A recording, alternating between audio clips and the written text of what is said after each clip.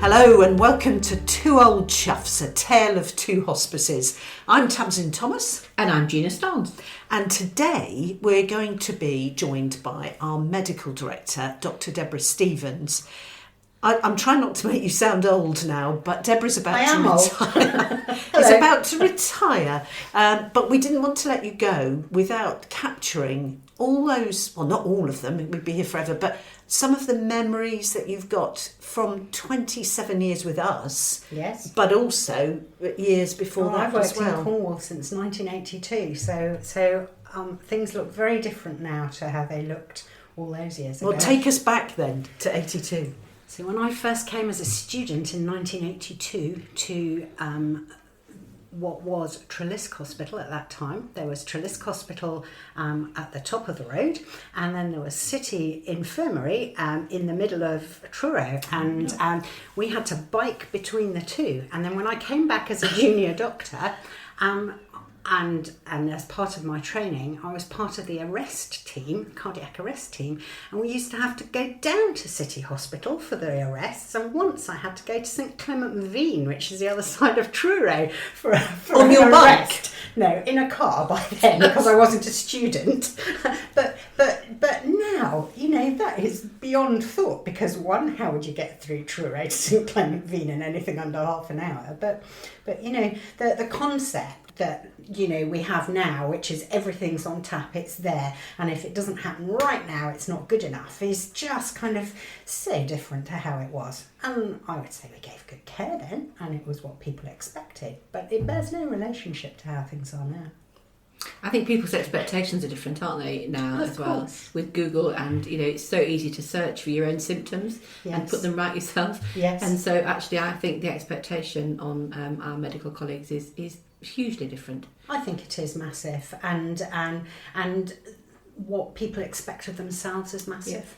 Yeah. And we look now, if you just look back, so when I was a medical registrar at Treliske, I was one of 4 medical registrars, and in those days we just looked after all the medical patients. So that was anybody who wasn't a child, a lady giving birth, or a surgical patient. We looked after all of them, and there were 4 of us, and we did a 1 in 4 on call. And when we were on call, did the consultants ever come in the middle of the night? No, they didn't. So we were scarce and thin on the ground, and it was hard work in those days. And you look at the Treliske site now, well, Cornwall Hospital has changed beyond all measure. So all the bit that's up the hill now, that used to be hill, and that was where the Sea-King helicopters landed. And when we had to rush up the hill, and there were trees at the top of the hill, and wait there for the helicopter to land if we were getting critically ill people in. And where the medical school is now was tennis courts, and that's where we used to play tennis. And in your spare moments between 1 and 4. And most fascinating of all, maybe or maybe not, is that when we came down as students and we had student accommodation on the Treliske site, we were in Bedruthen House, which is now where the executive team are. Fantastic. So how was the hospice when you first started then? So there was a hospice at Mount Edgecombe, but there wasn't a hospice at St Julia's, and the kind of palliative care at St Julia's started really as a recognition that people didn't want to travel all the way from Penzance to Mount Edgecombe, because at the time that Mount Edgecombe was opened, I think they had 17 beds, and then they went up to 21, and then they went back down to 16. But the thought was that they would be the hospice for Cornwall, but people just lived too far away, and they weren't going to travel all that way.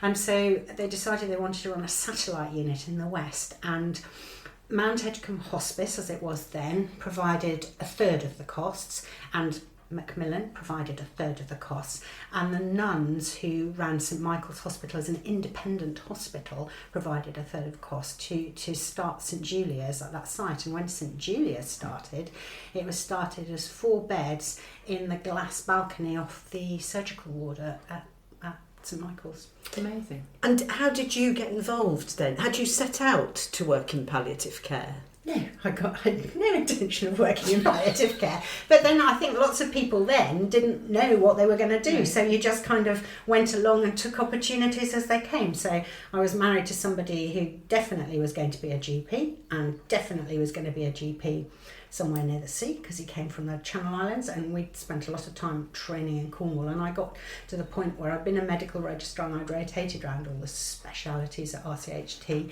and I either had the choice of leaving the county to train to be a consultant but have a husband based in the county, so kind of a long distance relationship, or stop and do something in the county. And after I'd kind of done all the medical registrar jobs, I did go sideways, and I worked in the oncology and haematology department, and I also helped look after children with malignant disease, so I did that for a few years as well, and then I had a baby, and there were other things going on at RCHT at that point that meant that I didn't want to stay working there because I had a family and I had a husband who by then had a full-time job, and they were advertising for somebody to spend 4 mornings a week supporting the patients in the hospice at St Julia's, because up till that point the patients there, 4 of them, had been being looked after by the local GPs who would take it in turns to pop in for half an hour in the morning, and they had no other medical input than that. And so I said yes, I'd be happy to come and do 4 mornings a week, and I thought I'd do that for a little while and then I'd go back and do something else. And here I am. And like everything, you never wait. It just develops. Goodness me. But actually, you know, when I trained as a medical student, we had one afternoon's visit to St Joseph's Hospice in the East End of London. But actually, palliative care wasn't a big speciality. You know, you look at how it's grown and how important it's become since then, but that wasn't a speciality that people went into. It is a speciality now, and actually I liked it because for me it was like general medicine used to be. So when I was a medical registrar, yes, we were on a chest firm or we were on the neurology firm, but actually we looked after everybody with everything, and so we were all generalists but then had a particular interest in. And if you look now, everything is speciality based, and the only 2 disciplines that are really generalist now are palliative medicine and care of the elderly. And in terms of variety and scope, palliative medicine trumps care of the elderly, because we have people with acute surgical emergencies, broken legs, psychiatric illness. We're looking after everything, and so the job satisfaction and the range is huge. And I was going to say that's what I loved from a nursing perspective as well. Actually, I didn't want to be shoehorned into one specific area. For me, the joy was about having a little bit more time, yes, and also being able to look after the family and recognising the impact that all of those little bits and pieces had on the family. And I think it's about making the difference. It in is a bigger area. And as a doctor, you know, to have the time to look after people properly is fantastic. But also, if we all put our hands on our hearts, there are bits that we do every day that we know we've done hundreds of times a day. So when you're talking to somebody about whether they're dying, it might be the 1,000 and somethingth time I've had that conversation, well, more than that now, but actually it's the first and only time that this family and that person are having the conversation. So what you do, if you work in a very narrow field, is the same very quickly, and the only thing that's different are the people. Yeah. And that's what's so fantastic about, and why I've loved working in the hospices. And of course I've worked across the care settings in the county, but why do I like walking in and out of the hospices and seeing people in the hospices? What am I most proud of? And it's that, and it's not because I'm proud of what I do, but I'm doing exactly the same in the hospices as I'm doing if I saw them in a community hospital or if I saw them in a hospital. But it's everybody else who's doing the little attentions to detail, the things that make the real difference. So when people appreciate hospices, it's more than the sum of all the parts that people are offering, and it's fantastic.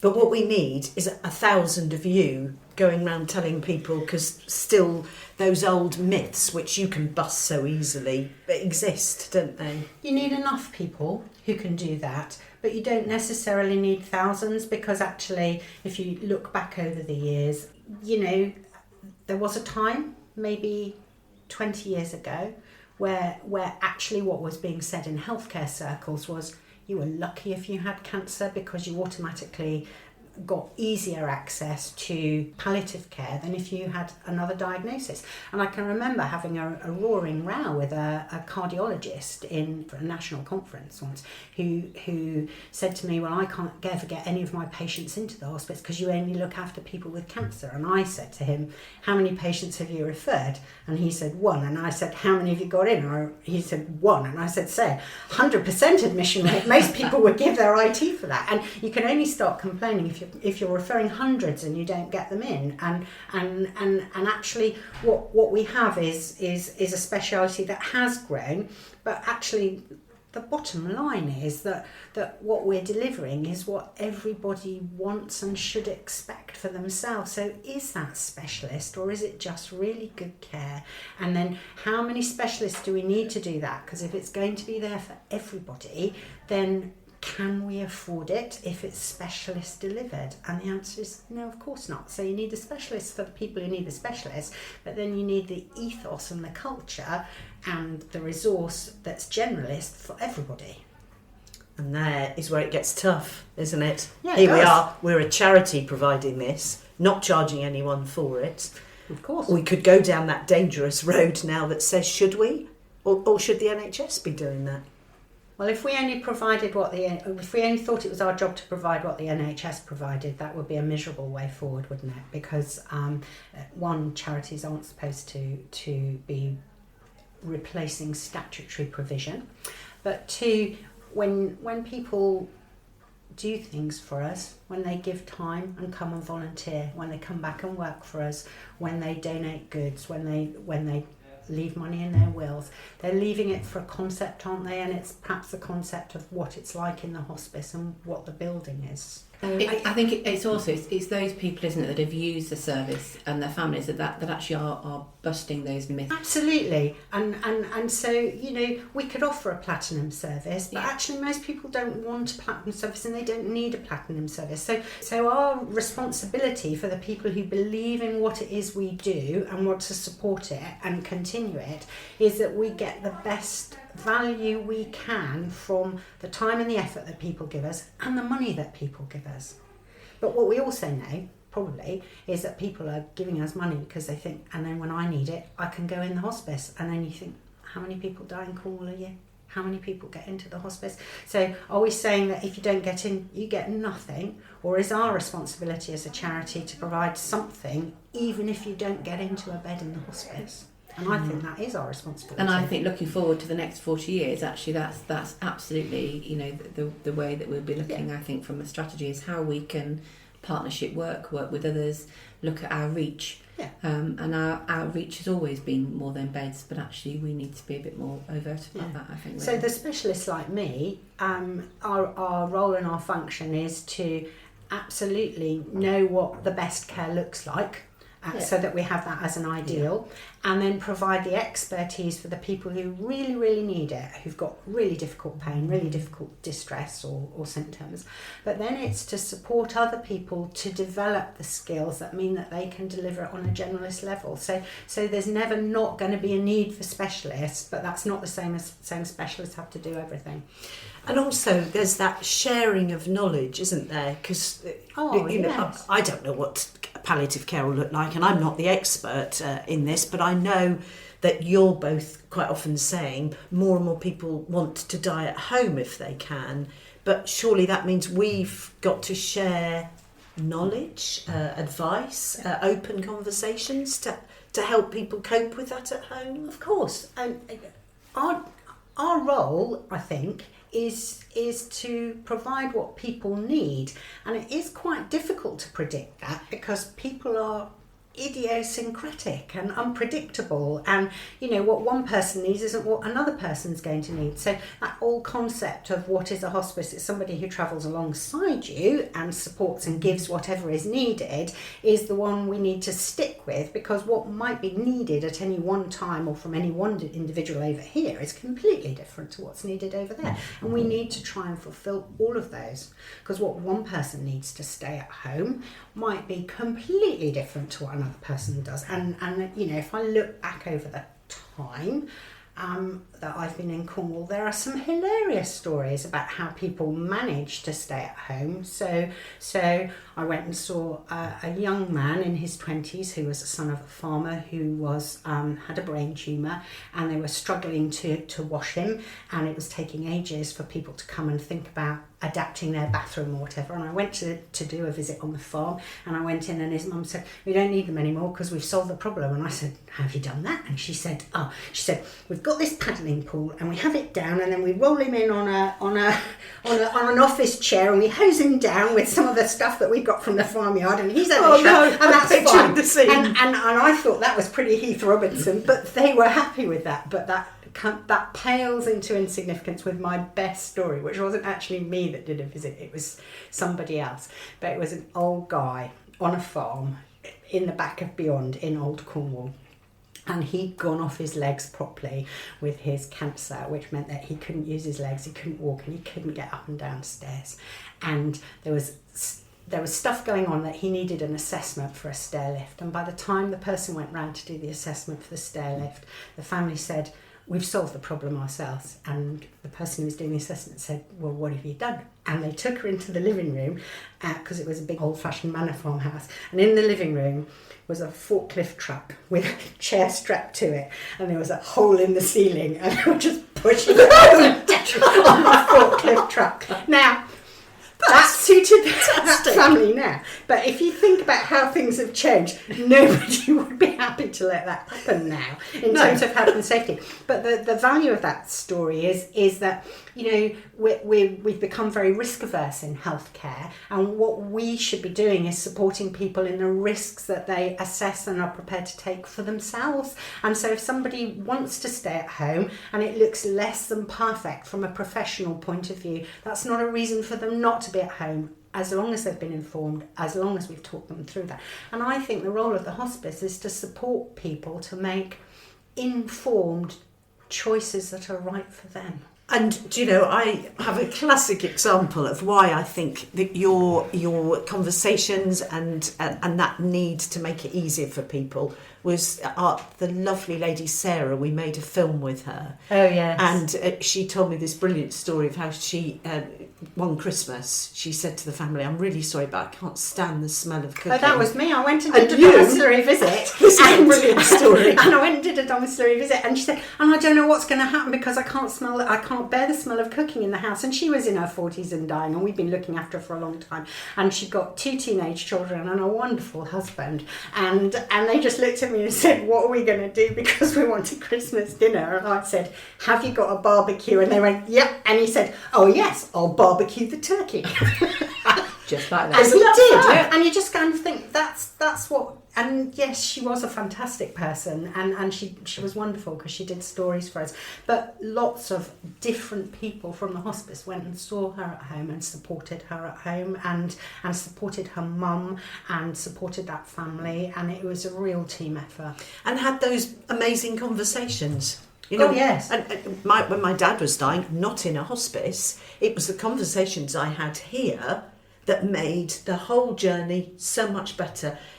Even to the point where I was able to say to the family, "We can laugh, Oh yes. We can tell stories, with Dad in the room here, and we can laugh and joke. We don't have to sit round him like a Victorian family, wringing our hands. And it was you that told us that. And people want to hear real life going on around. So it's nice. I mean, my mum died in St Julia's, and it was lovely sitting in a room looking out at the daffodils, and she was dying, and people were being really kind of lovely and supportive, but sympathetic and empathetic empathetic and all of those things as they came in and out. And then what you could hear going on outside the room was the Hoover going, and the phone rang and somebody saying, it's for you, where's so-and-so?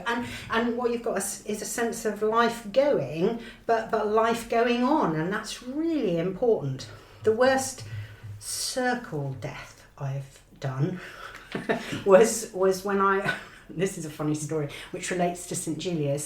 So what there is a very interesting alternative community in West Cornwall, and I was looking after a lady who was a witch, and she came in and she had various problems, and the solution that was offered was that this lady needed an infusion of something, so I needed to put a cannula in her and infuse something. That was the best advice available at the time to relieve her distresses, and I went into the biggest room that was then on the ground floor of St Michael's Hospital, and there were kind of about 15 people all stood around the bed holding hands, and I came in and said, I've just come to ask whether I could, and they said, well, we'll just have to think about whether you can break the circle. So then I started sweating a bit, thinking, oh no, I've got to break the circle of witches and warlocks. And so then they agreed I could break the circle, and I was allowed to break through the circle and talk to the witch in the bed, and she agreed to the treatment, and then I went away and got what I needed, and then I came back and they all stood round in a circle and watched while I did this, and I had this sense of kind of whatever it was that was very important to them still going on around me, and it was very powerful. And I went home, and at that stage I had a kind of 4 or 5 year old boy, and they said, well, what have you been doing today? And you can't break confidences, but he said, I said, I'm looking after a witch in the hospice at the moment, and she's a friendly witch, she's a white witch, so that's okay. And a bit later on I said, and all her witches and warlock compatriots were in as well, and my son looked at me and he said, you're not going to let her die, are you? And I said, well, she might die because that's what's happening. And then he went, and do the witches know where we live?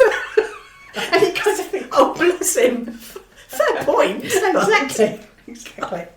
But things are very different, and what the hospice allows is for different cultures to be the support. So kind of we've never had a problem with people who are in the hospice bringing their own support in, apart from another time, which again was quite a few years ago now, where people can have Reiki massage and complementary therapies and bring supporting practitioners in and look after them if they like. But somebody'd come in and done an assessment. Again, it was at St Julia's, and as they went, they said, well, I'll be back tomorrow. And I was just sitting in the office and saying to the nurses, oh, what's going on? And they said, oh, it's a head tapper. And they were going to come back and drill a hole in the skull of the person. And I went, I think we might have a view on that. Being done on the premises. If somebody wants it, they could go out and have it, but not maybe in. And so the range of what we can support has to always be thought about, of course. What if I don't want this to sound like I'm pre-writing your eulogy, you're only retiring, but what do you look back on and feel most proud of? I think when I go from this organisation after 27 years, I will go with my head held high, and what I will be most proud of is the fact that we have 2 fantastic units giving fantastic care, supported by staff who are amazing at what they do in their own individual fields, but amazing in how they support each other, and that what we do is recognised and valued by so many people. And we just look at the volunteers that come and support us, look at the people who do things to raise money to keep us able to do what it is that we're doing. So yes, I'm proud of what I've done as individually as a doctor, but I'm more proud of what we've done as an organisation, which has involved lots of other very skillful, more skillful people than me in lots of fields, and it's the knitting together of all of those things that's important. And how would you like to be remembered? Because you are sounding more and more like fondly good. Not like a hole in the head. We're glad she's gone. You're part of the material of this charity. You've been here so long, and you've seen it develop so much. And there are still there are still people here who've been here longer than me. And what's important is not that the history holds something back and stops it from evolving and developing, but that things that have been learnt. So, the definition of insanity is not to learn from previous experience. So there's a role, isn't there, for previous experience to be aired, and then people make the right decision at the right time in the future. And so for me, I am part of the fabric, and I can sit in meetings, and I am probably one of the few people who go, oh yeah, we've already done that once, and I know where it is, and I'm about to spend quite a long time trying to download all it is that people think that they need to know from me. And I've said, and I'll be on the end of a phone, and I'm not gone forever, and if you need to ask me, you can, and that's all right. But my nervousness is about what gets lost in terms of organisational knowledge that's good. And that sense of, yes, it's different now to how it was, and yeah, there are some things that on some days don't feel quite right to people, but actually, overall, this is massively better than it was, and the direction of travel is good, and you just need that sense of perspective. I know we're always saying no one in any charity's got a crystal ball, but where do you think things are going? I mean, can you look into the next 5 years, 15 years? So where I think it'll go and where I hope it'll go, I hope coincide. So I think that the only way forward is for people to work collaboratively now as organisations. And I think that what needs to happen is that they work collaboratively to meet patient need, not individual organisational need. And so if patient need is what drives it, then what we're looking at is care that is delivered at home or as close to home as possible, with some emergency intensive facilities that support when people can't be at home, but then get them back to where they want to be as quickly as possible. So I don't know how many hospice beds will be running. That'll depend on how much is raised, but it'll also depend on how much is needed and how much is wanted, and those are different things. And I think the increasing ask will be for people to stay at home. So what we've already started doing in terms of developing other services will be crucial. There's been some really interesting research done that shows that if most of us want to die at home, what is it that enables people to die at home? And the research is showing that although we deliver patient-centred care, what matters most if somebody wants to die at home is the support that's given to the main carer. Because if you haven't got a network and you haven't got that support, you won't stay at home because you can't. So although the patient should be in the middle of the circle, the attention should be just as equally put on what the main carer needs. And what the main carer needs is a network of support. Most of it will be informal, and that's the support that makes the most difference, but there will be formal support. And the hospice experience and role in terms of supporting volunteers, using people innovatively, people being prepared to go off piece, do things slightly differently, would, I think, lend itself to supporting networks of people who aren't professionals but will help people to be where they want to be. Which is what you, Gina, I'm pointing now, have been very much about, haven't you? We've begun that journey, I think. I think it is. I think it's definitely the way for the hospice to go, and it's not about the hospice doing it all on its own. As Debbie said, it's about working together. And absolutely, if those family or if that carer is not looked after, then actually, people's wishes aren't met. So I think it's really important that we consider that too. And so things that we might not have done at certain times over our history while I've been in this organisation, because we haven't been able to afford to, and we've trimmed to the bare bones of what a service looks like, might be things that we ought to be paying increasing attention and putting increasing resource into. So once upon a time, the hospices offered respite. Then they didn't offer respite because, one, it wasn't equitable, but two, there wasn't enough resource. But actually, is what's going to be needed to help people be where they want to be respite? But is that formally, come in for a week like they used to do in the olden days when I first started in the hospice? Or is it respite that enables a wife to go and get her hair done once a week and sit and have a cup of coffee with a mate in town and then come back? That's respite care. And, volunteers could go around and do that.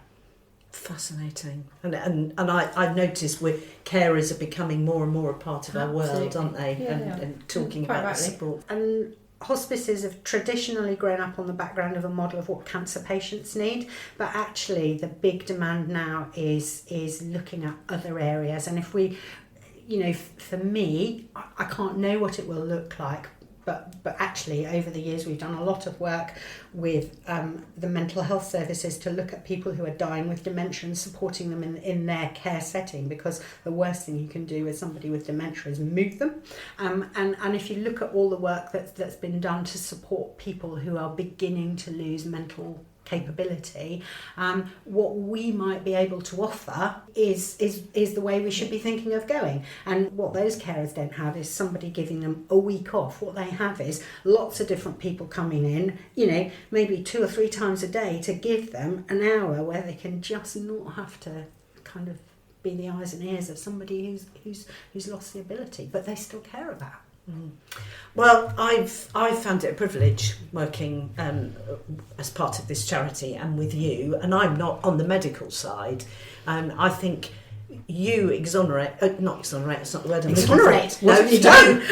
You personify what I think we're about as the non-clinical person, and that is complete and utter compassion and belief in what we do. So you asked me how I'd like to be remembered, and I think that what I would like to be remembered as is capable and kind. And I think that people can be capable, but if they're not kind, it misfires. And if you're kind but not capable, you're using a lot of effort. So for me, it is about the compassion, it's about listening, but it's about being kind, and it's about being generous to the people you work with and the people you're looking after. Well, happy retirement. Absolutely. It will be. We're quite jealous, I've got lots planned. I bet you have. I've got lots to do. Well, thank you, and thank you for giving us the time as well. Dr. Deborah Stevens, round of Thank you. applause, I think. Thank you very much. You've been listening to Two Old Chuffs, A Tale of Two Hospices, and if you'd like to involve yourself in the debate, ask questions, simply suggest things that you would like to hear about, do drop us an email. It's communications@cornwallhospice.co.uk, and of course you can visit the website to find out more at www.cornwallhospicecare.co.uk.